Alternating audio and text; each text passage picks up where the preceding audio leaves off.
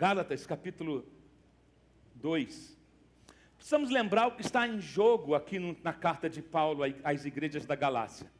Quantas igrejas eram?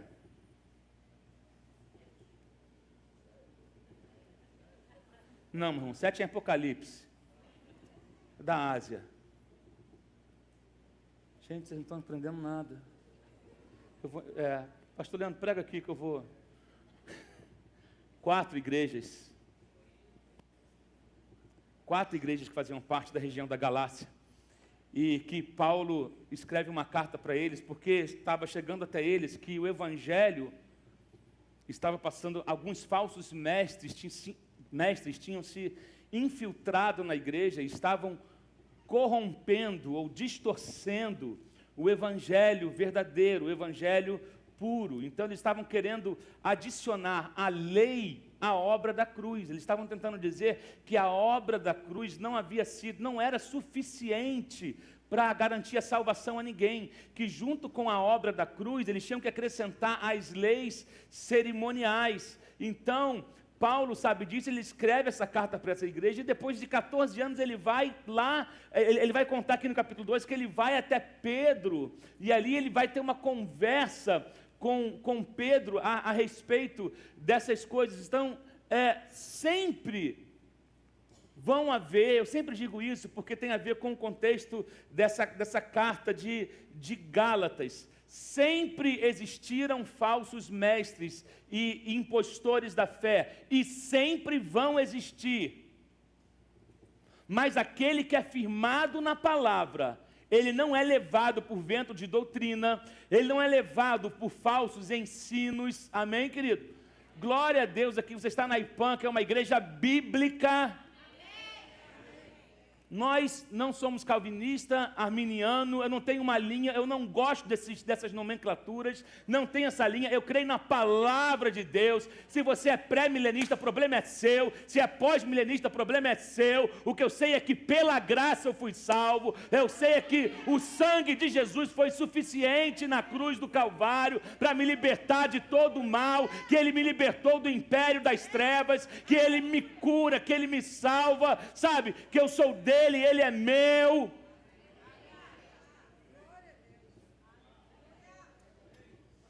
Posso ouvir um amém aqui?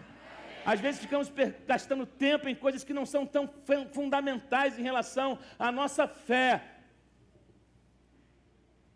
Mas nós não podemos aceitar interferência ou contaminação na pureza do Evangelho, que não é pelo que eu faço, mas sim pelo que Jesus realizou na cruz do Calvário. Você não será mais salvo pela quantidade de jejum que você faz, você não será mais salvo pela quantidade de vezes que você vem à igreja, não tem nada que você possa fazer para acrescentar a sua salvação. Ela foi realizada na cruz do Calvário. O que você tem que fazer é viver uma vida alinhada com os princípios da palavra de Deus. Não reformar o Evangelho, que já houve a reforma lá em Lutero, não é querer, como muitos, fazer uma adaptação para o momento que estamos, para a era que estamos vivendo. Não existe adaptação para o Evangelho. O Evangelho é o que é, ele basta, ele é suficiente e ele foi definitivo. Amém, gente? Então, temos que lembrar isso, que o que está em jogo aqui é a justificação. Isso é, eu fui justificado, estava no banco dos réus, mas eu recebi a libertação pela obra da cruz do Calvário e não pela lei. Então isso é um ponto que está sendo discutido e sendo abordado nessa carta. Outra coisa que está em jogo aqui é a unidade da igreja, porque com esses falsos, é interessante, como o diabo é especialista em infiltrar falsos mestres para causar divisão. E aí tem uma coisa que eu aprendi, pastor Leandro, agora lá em Israel, que é recente, inclusive tem um filme que foi lançado, mas não tem ainda nem em inglês, só em hebraico. Ainda não lançaram, ele é recente. De acordo com alguns estudos mais profundos que fizeram sobre a destruição do templo, que nós falamos que foi pelos romanos, mas teve algo. Mais profundo do que isso, a destruição pelos romanos foi um detalhe, porque eles se aproveitaram de uma destruição que já havia dentro do templo. Não, você não pegou. Os judeus que estavam dentro do templo, líderes que estavam dentro do templo, sacerdotes que estavam dentro do templo, levitas que estavam dentro do templo, começaram a criar facções e brigar entre si dentro dos muros do templo. Começaram a ter divisões dentro do templo, até que uma discussão foi tão ferrenha que eles colocaram fogo no depósito de alimento dentro do templo, irmãos brigando contra irmãos, discutindo. Então começou um incêndio dentro do templo, e aí esse incêndio foi crescendo. Os romanos olharam e falaram: eles estão brigando entre si, vamos aproveitar dessa fragilidade, e invadiram e terminaram de destruir tudo.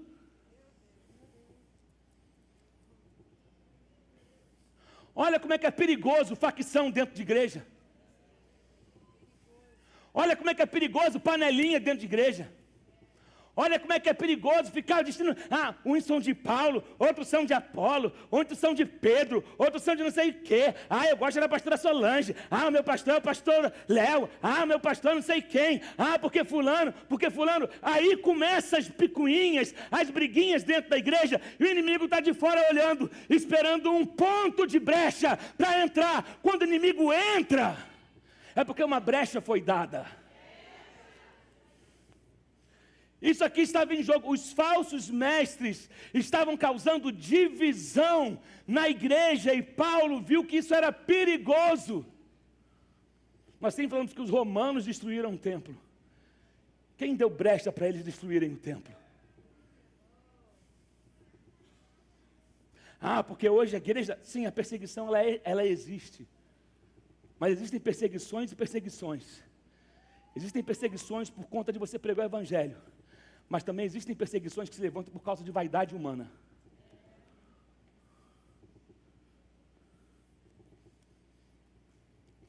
Hoje em dia nós vemos isso, igrejas brigando contra a igreja. Quem tem o melhor coral, quem tem a melhor banda, quem tem a melhor célula, quem tem o melhor modelo, quem tem o melhor templo. Estão brigando, estão tacando fogo nos celeiros.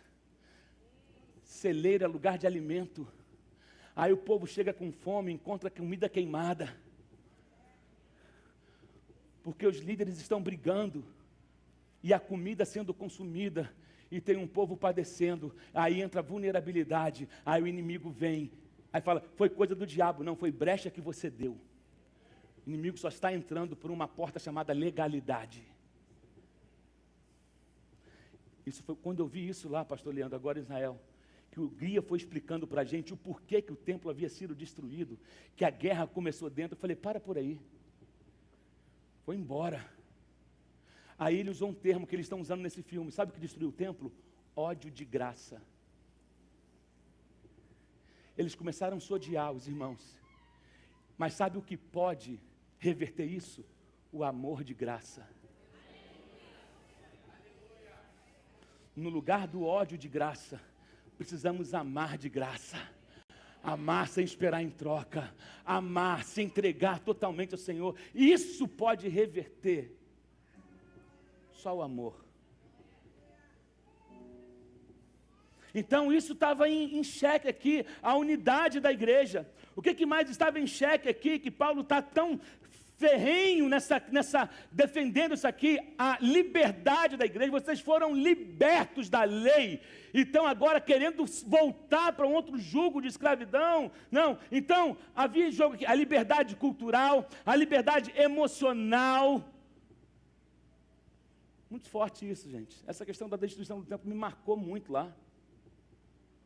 Quando eles falaram isso, foi judeu brigando contra judeu, igual crente brigando contra crente. Aí o inimigo se aproveita e fala: o diabo é furioso. Não, a sua vaidade abriu brecha para o inimigo entrar. A sua falta de perdão abriu brecha para o inimigo entrar. O seu orgulho ferido abriu brecha para o inimigo entrar. Agora vamos entrar na mensagem. Abriu aí Gálatas 2? Estava só na introdução, irmão, tem que correr aí. 15 minutos para pregar. Não dá para pregar, não. 14 anos depois, subi novamente a Jerusalém. Ele já tinha estado em Jerusalém. Se você for ler lá em Atos, ali, capítulo 15, mais ou menos, você vai ver que Paulo já tinha estado em Jerusalém antes. Mas 14 anos depois, ele sobe novamente a Jerusalém. E dessa vez ele sobe com Barnabé, levando também Tito com ele. Fui para lá por causa de uma revelação. E expus diante deles o evangelho que prego entre os gentios. Paulo queria saber exatamente, queria ver se o que ele pregava estava de acordo com aquilo que os primeiros apóstolos pregavam. Então eu fui diante deles para expor o evangelho que eu prego entre os gentios, fazendo-o, porém, em particular, aos que pareciam, isso é interessante, preste atenção nisso, mais influentes, para não correr ou ter corrido inutilmente. Mas nem mesmo Tito, que estava comigo, foi obrigado a circuncidar-se, apesar de ser grego. Essa questão foi levantada porque alguns falsos irmãos infiltraram-se em nosso meio para espionar a liberdade, olha aqui, que temos em Cristo e nos reduzir à escravidão. Olha que coisa forte. Os falsos irmãos se infiltraram para querer, ei, a tua liberdade está sendo vigiada.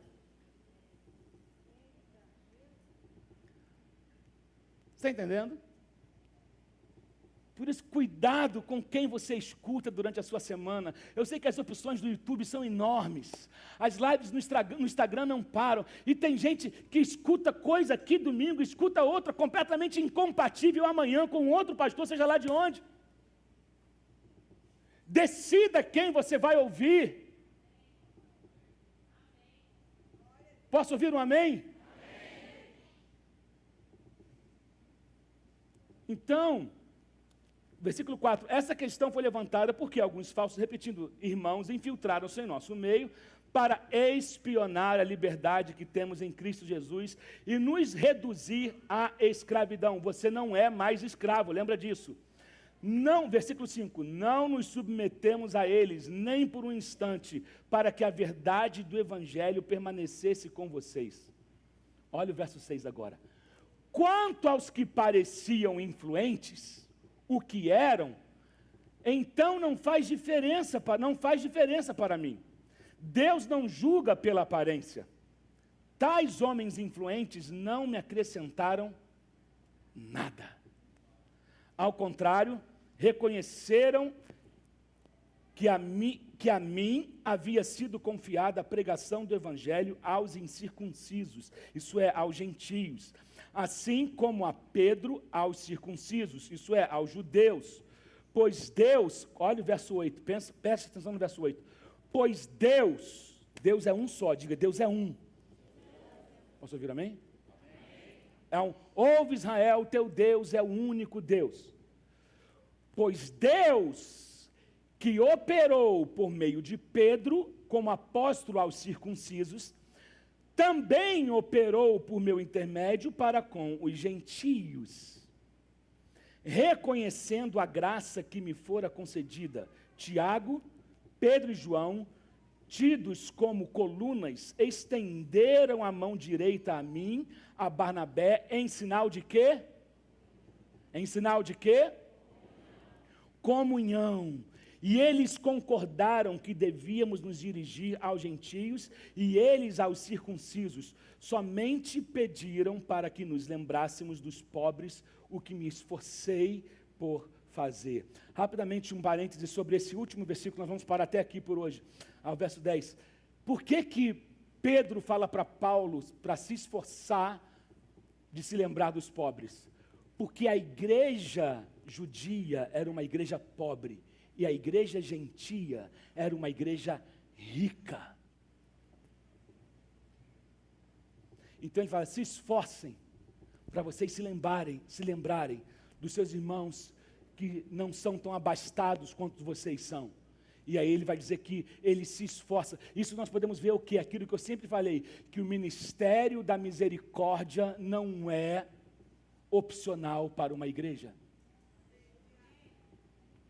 Se quando a gente fala de cesta básica que não comove você, alguma coisa está errada na sua vida, como cristão. Se a gente sabe que alguém está com dificuldade, por exemplo, de pagar um aluguel e a gente não se move para fazer alguma coisa em prol daquela pessoa, a gente tem que rever o nosso conceito de cristianismo.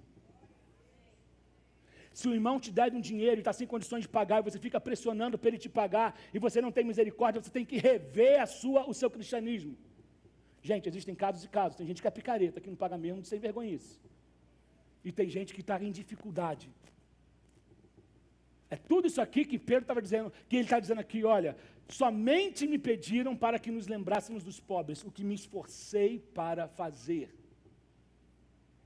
A igreja de Cristo é uma igreja misericordiosa. A igreja de Cristo não é uma igreja que tem os seus olhos só no seu umbigo, mas que temos que pensar como um todo. Amém?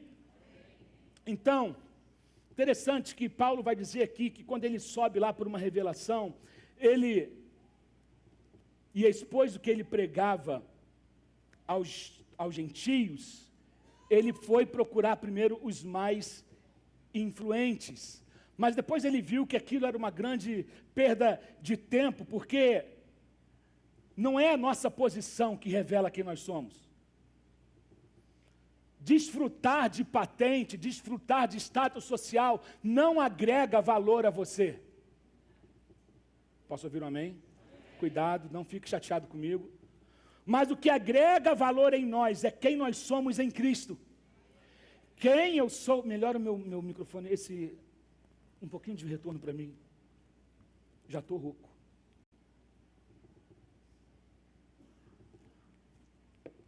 Paulo mesmo ele fala, eu fui procurando os primeiros, os mais influentes.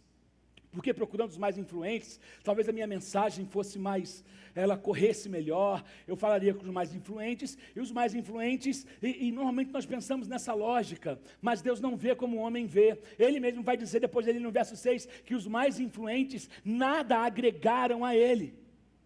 Nada agregou a ele. Então, o que agrega valor a uma pessoa é quem ela é em Cristo, não é quanto ela tem na conta. Não é o carro que ela dirige, se ela dirige um Siena, se ela dirige um Land Rover. O que agrega valor a uma pessoa é quem ela é em Cristo. Então, um cristão inteligente, ele vai procurar ser amigos dos sem amigos. Isso é o retrato de um verdadeiro cristão. Posso ouvir um amém aqui? Quem está me acompanhando aqui? Sabe? E aí Deus promove você. É Deus quem te honra, é Deus quem te coloca em determinados lugares, é Deus quem faz você aparecer ou esconder. O que Deus vai fazer com o teu nome é problema dele. Apenas sirva ao Senhor sem a preocupação de ser visto, de ser reconhecido, de ser elogiado. Posso ouvir um amém aqui? Meu Deus, não são as pessoas que nos dão importância, mas é Deus que nos dá. É Deus quem nos dá. E repita comigo, todos nós. Não, está fraco. Todos nós somos importantes para Deus. Deus se importa com você. Eu vou repetir. Deus se importa com você. Mas tem mais uma coisa. Deus se importa com quem você não gosta também. Deus se importa com quem você não gosta. Deus se importa com você. Deus se importa com quem você não se importa. Sabe, o seu trabalho não te faz mais importante para Deus. O faxineiro e o diretor de uma empresa para Deus são a mesma coisa. Posso ouvir um amém? Precisamos entender isso. O seu trabalho não te faz mais importante. Aí no verso 8 ele fala, pois Deus que operou por meio de Pedro como apóstolo aos circuncisos, também operou por meu intermédio aos gentios. Então, Deus trabalha, o que nós podemos aprender com isso? É que Deus trabalha através de nós, de maneiras diferentes. Deus chamou Pedro para uma coisa, Deus chamou Paulo para outra coisa, Deus chamou Leandro para uma coisa, Deus chamou o pastor Augusto para outra coisa, Deus chamou o Gaúcho para uma coisa. Quando nós entendemos o nosso chamado, a gente para de ficar batendo cabeça, querendo fazer o que o outro está fazendo. Quando a gente entende qual é o nosso trabalho, eu faço com todas as minhas forças e eu dou o meu melhor. Sabe por que você está triste? Sabe por que muitas pessoas estão travadas? Porque estão querendo ser o que os outros são. Quando você tenta ser quem você não é, você se mete em problemas. É libertador quando você também identifica quem você não é. Você já tentou, vamos lá, você já tentou ser alguém que você não é? Eu quero pregar igual o pastor Silas Malafaia. Ô meu chapa! Eu não sou o Silas Malafaia.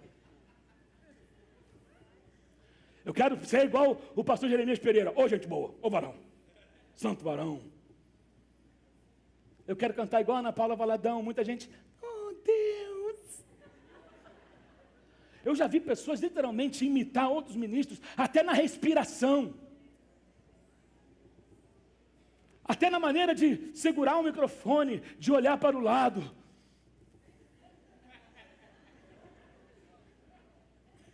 Porque nesse momento, ei, para de querer ser quem você não foi chamado para ser. Sabe, às vezes tentamos ser Pedro, mas fomos chamados para ser Paulo.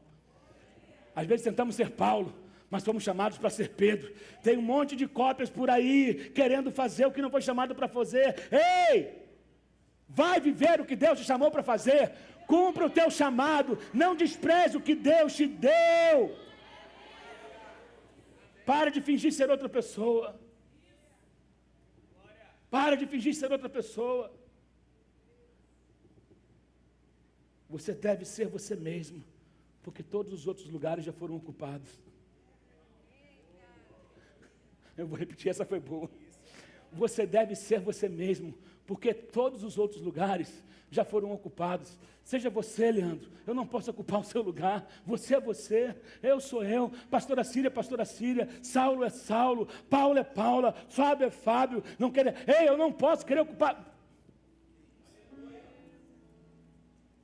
Pedro continua sendo Pedro, eu continuo sendo Paulo, e juntos vamos fazer o que Deus nos chamou para fazer, porque o reino ganha com isso. O reino ganha quando eu pego a minha carteira de identidade, e eu sei quem eu sou. Está aqui, eu sou Emerson Pinheiro da Cruz, casado com Fernanda Brum Costa da Cruz, pai de Isaac e Laura. Eu sei do meu chamado. Deus me fez começar com a música, depois desatou em mim o dom da palavra, depois colocou em nós a visão de uma igreja, e aqui estamos nós. Esse sou eu não sou Macedo, eu não sou Valandro, eu não sou Valadão,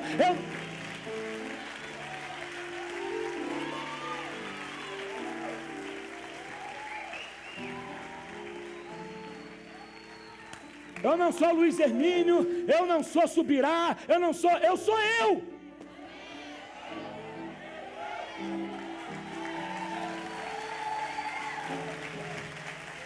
Amo esses homens de Deus, respeito, admiro, mas entendo que eles receberam uma identidade, eles receberam um chamado, mas eu também recebi. Come on, quem me ajuda nessa manhã aqui? Se você recebeu um chamado, dá um glória a Deus aí. Se você, oh meu Deus, se você é grato por quem você é, dá um glória a Deus aí. Se você é grato,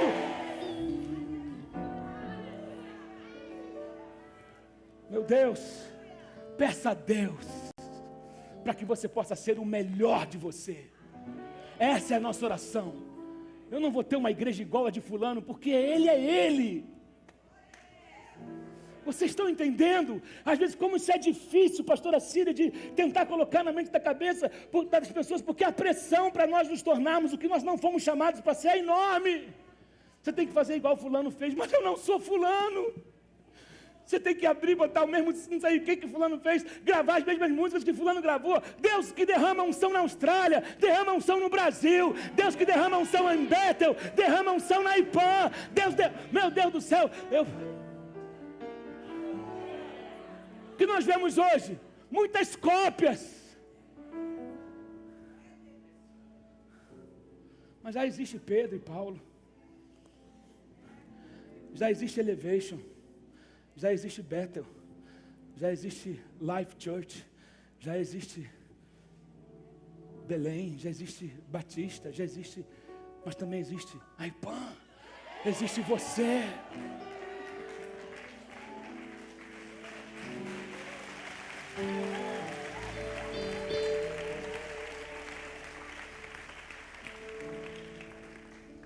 Paulo estava decidido a ser quem ele era, por isso que ele vai lá, ele fala, mais na frente você vai ver que ele discorda de Pedro, ele chama a atenção de Pedro, porque Pedro estava tentando ser os dois lados.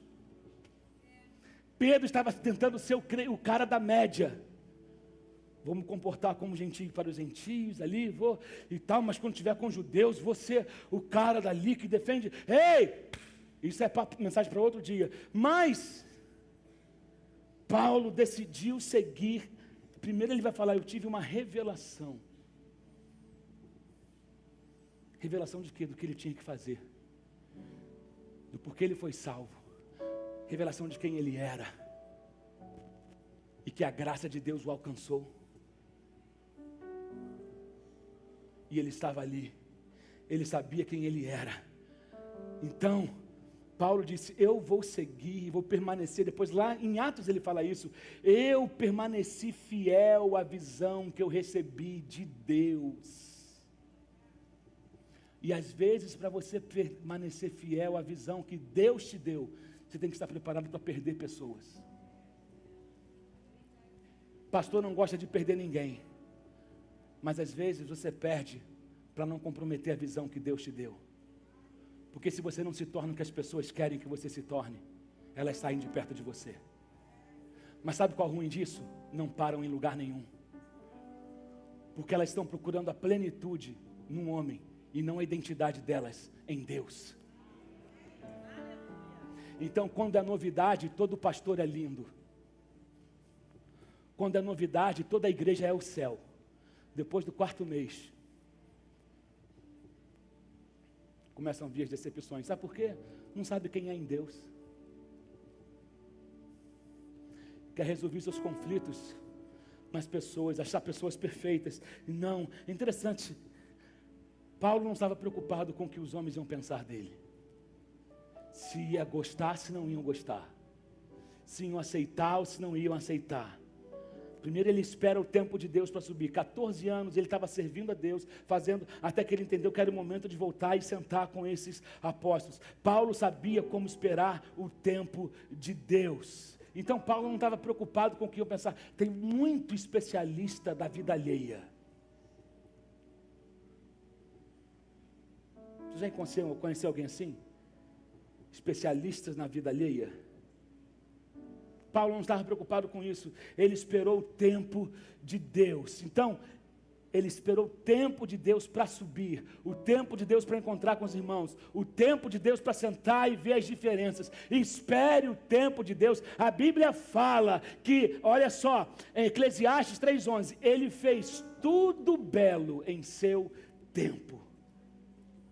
Tudo belo, Deus faz acontecer no tempo dela. Sabe como é que você ajuda a Deus? Mas pastor, como que eu me comporto nesse processo? Você, enquanto espera, você serve. Enquanto você espera o tempo de Deus, de certas coisas realizarem ou romperem na sua vida, enquanto você aguarda a promessa de Deus, enquanto você aguarda que o momento certo chegue para começar algo, ou para sentar e ter um tempo com um papo com alguém, enquanto você aguarda esse tempo se cumprir, a Bíblia fala que na plenitude dos tempos, Deus revelou o seu Filho. Por que não antes? Porque Deus é Deus, e Deus tem o tempo das coisas, Deus sabe o tempo de todas as coisas, mas não fique ocioso enquanto espera. Estou esperando ver quando que o pastor vai me usar. Estou esperando para saber quando que eu vou ter uma oportunidade. Vai morrer esperando. Tira o sebo da canela, tira a poeira do pé, levanta e se oferece para alguma coisa. O pastor não tem como adivinhar todos os talentos que você tem, as habilidades que você tem. Enquanto você ficar sentado, só anotando o que poderia estar melhor, nada vai mudar. Quando você decidir, esse é o meu chamado, então eu vou me apresentar para a obra. Eu não sou Paulo, eu não sou Pedro, mas eu sou o Marcos. E eu tenho uma ideia. Eu sou a Márcia, eu sou a Roberta, eu sou... diga o seu nome. Alguém entendeu? Eu sou, qual é o seu nome? Diga o seu nome. Você tem um lugar nessa obra. Você tem um lugar nessa obra. Você tem um lugar nessa obra. Você tem um lugar nessa obra. Sabe? Então Paulo estava falando sobre isso com eles. Estava falando sobre a justificação pela graça, que a lei havia sido cumprida em Cristo. Você não precisava mais de um monte de regras, porque regras cansam você. E também não meça o que você faz, apenas faça. Já falei isso aqui no começo do início da carta de Gálatas.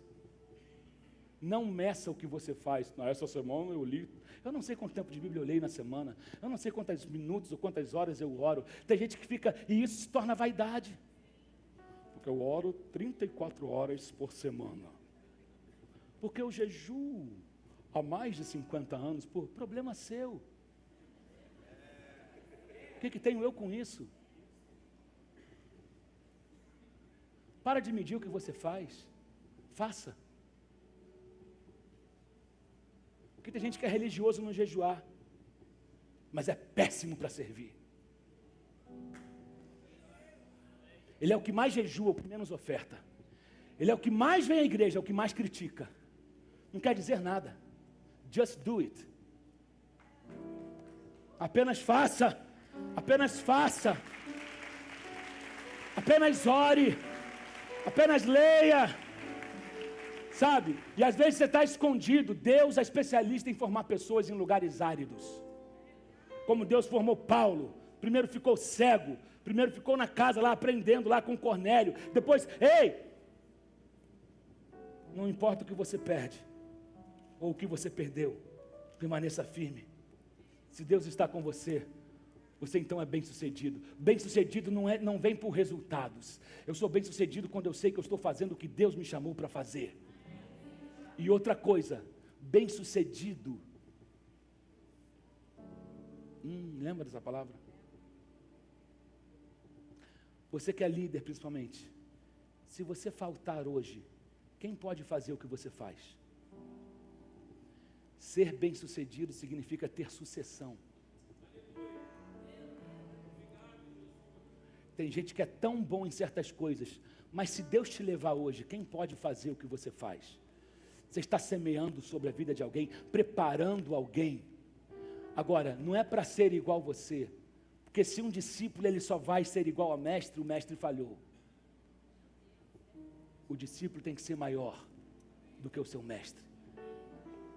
Pegue o que você sabe, bote alguém para grudar do seu lado, derrame tudo sobre ele para que ele possa ir mais longe do que você.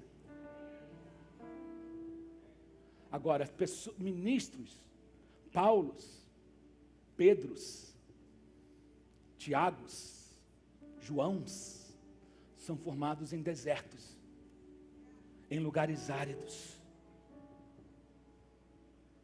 Sabe, continue fazendo a coisa certa, mesmo quando a coisa certa não está acontecendo para você.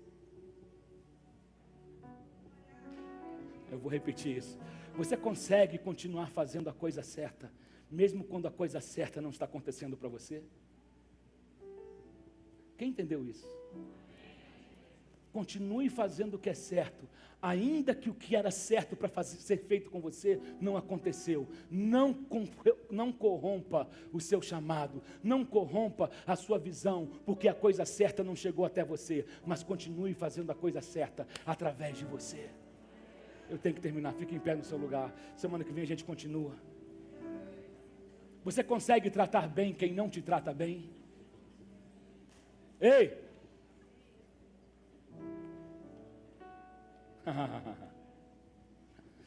Algumas pessoas estão em guerra consigo mesmo.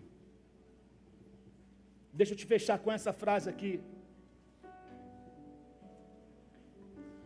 Olha para mim aqui, olha para mim aqui, olha para mim aqui. Todo mundo olhando. Não terminei de pregar ainda. Eu vou esperar o movimento cessar.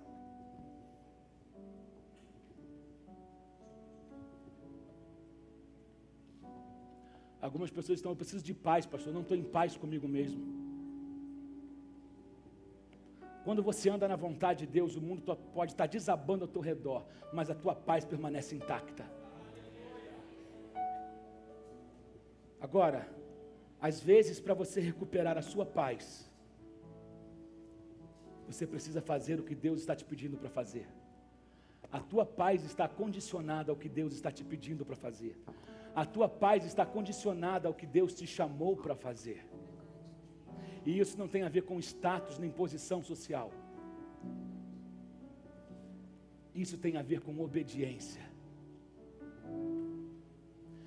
Você sabia que a palavra bênção está relacionada à palavra, no original, à obediência à autoridade?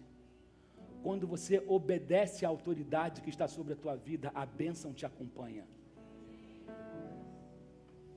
É isso? Então a gente pega coisas isoladas, às vezes sem se aprofundar. Não, agora que eu aceitei Jesus, a bênção vai correr atrás de mim. Não, quando você obedece à autoridade que está sobre a sua vida, a bênção te acompanha. Eu quero orar nessa manhã. Não me interprete mal, mas com pessoas que sofrem com crises de identidade ministeriais. Com gente que ainda não achou o seu lugar no corpo. Gente, nós tivemos uma experiência em Jerusalém, na cidade de Davi. Quantos lembram quando eu preguei aqui sobre Neemias e o muro de pedras queimadas? Quantos lembram disso?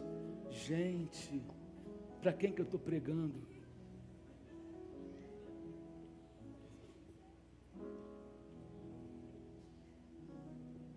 Você lembra, meu amor? Eu lembro também, pastor. Vocês estão rindo? Quando a gente desce na cidade de Davi, você lembra que Sanbalat e Tobias falou para Neemias? Eles falaram ali para o povo, no capítulo 4 de Neemias: o que esses fracos judeus pensam que vão fazer com esse monte de pedras queimadas? Poderiam eles ressuscitar o muro dessas pedras queimadas?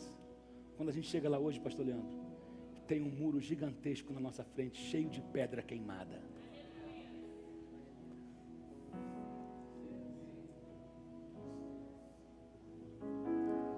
E as pedras têm formatos diferentes.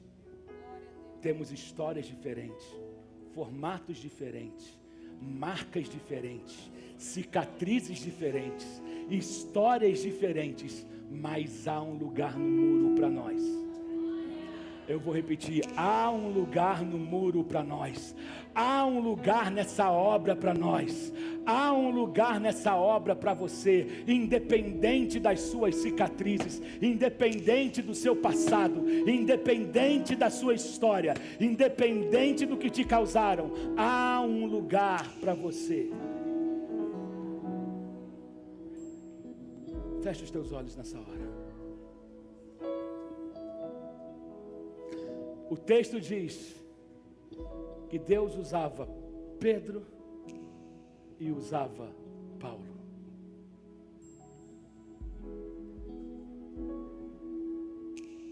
Deus opera em pessoas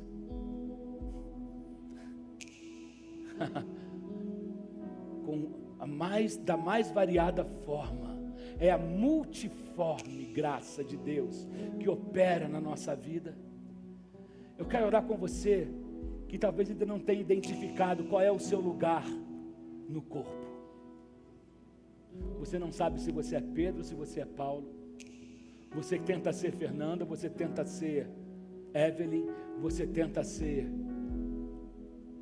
um pastor que você conhece da TV, mas você foi chamado para ser você. Você tem um nome, você tem uma identidade, você tem algo especial que Deus derramou na sua vida, e não tem a ver com o nome, não tem a ver com ter o nosso nome conhecido, tem a ver em fazer a vontade de Deus, porque o que importa é que Ele nos conheça. Eu quero orar com você. Sai do seu lugar e vem aqui à frente. Eu tenho um chamado. Sai do seu lugar e vem aqui à frente. Jamais vou me calar. Eu tenho um chamado. O Evangelho anunciar. Eu fui escolhido no ventre da minha mãe. Eu sei que Deus não abre mão de mim. Talvez você fale assim: eu tenho tanta vontade de trabalhar para Deus, mas eu não sei por onde começar. Eu não sei o que eu tenho que pode ser usado para Ele. Mas eu queria tanto, você vê as pessoas trabalhando na igreja, e você fala: eu queria tanto estar envolvido, e você não sabe por onde começar. Primeiro passo: reconhecendo os talentos e habilidades que Deus te deu. Sai do seu lugar, tem gente na galeria que precisa estar aqui no altar. Eu espero você. Decida hoje não ser uma cópia. Decida hoje pegar, colocar todos os seus talentos e habilidades à disposição do reino de Deus. Sai do seu lugar e vem aqui à frente agora, em nome de Jesus. Sinto aqui A vida é mesmo assim. tantas aflições eu tenho que enfrentar. Mas o enfrentar. Senhor está sempre a me proteger. Te sinto aqui quando o vento sopra contra mim, os problemas tentam me abater. Eu me lembro grande eu sou e Senhor. Eu tenho um chamado, jamais vou me calar. Eu tenho um chamado, o Evangelho anunciar. Eu fui escolhido no ventre da minha mãe. Eu sei que Deus não abre mão de mim, não. Há muito pra fazer. Não há mais tempo pra olhar pra trás. Eu tenho um chamado, jamais vou me calar. Eu tenho um chamado. Sai. Quero ouvir a igreja cantando isso.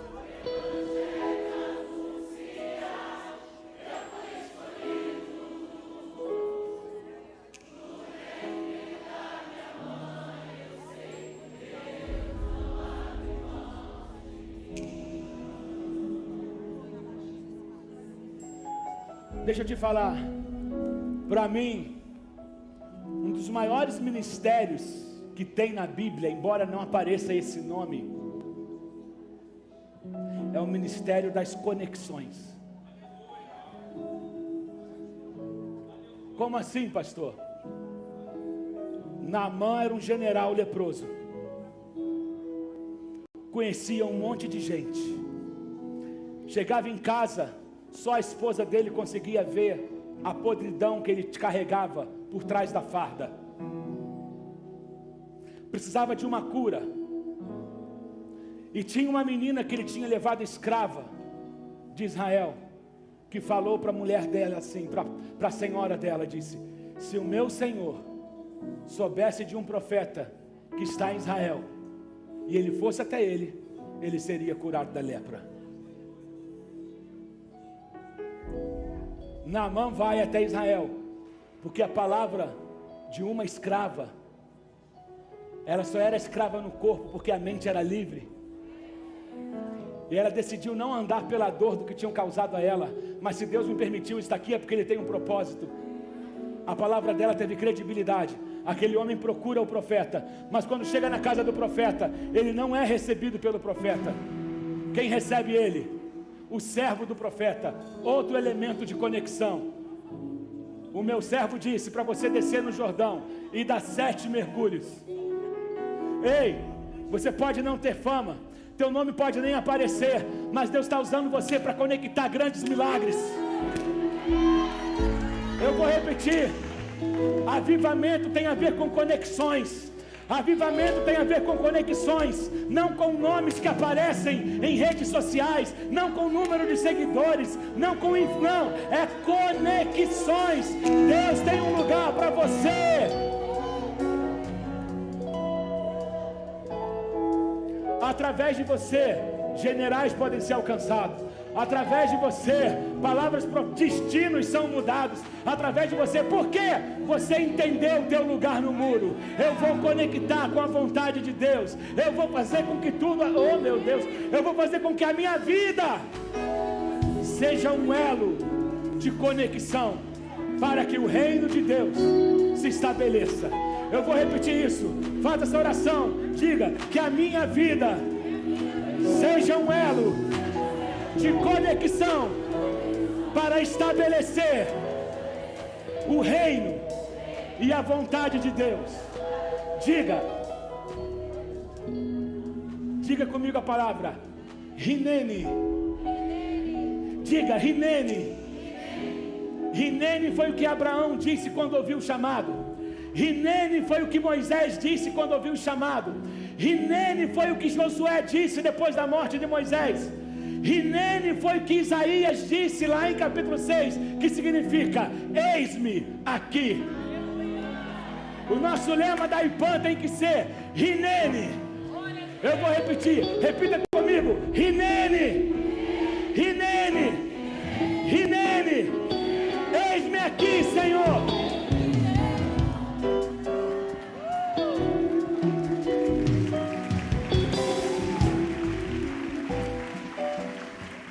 Levante as suas mãos.